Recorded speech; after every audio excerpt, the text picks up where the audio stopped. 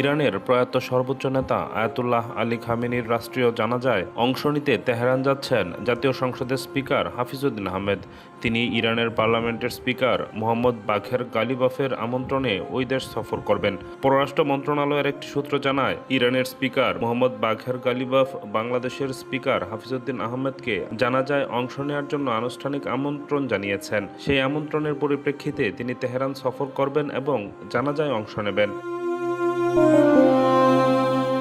বিষয়টি নিশ্চিত করে বিএনপির মিডিয়া সেলের সদস্য সায়রুল কবির খান জানিয়েছেন, ইরানের প্রয়াত সর্বোচ্চ নেতা আয়াতুল্লাহ আলী খামেনির রাষ্ট্রীয় শেষকৃত্য ও জানাজার নামাজ 4 থেকে 9 জুলাই তেহরান, কুম ও মাশহাদ শহরে অনুষ্ঠিত হবে।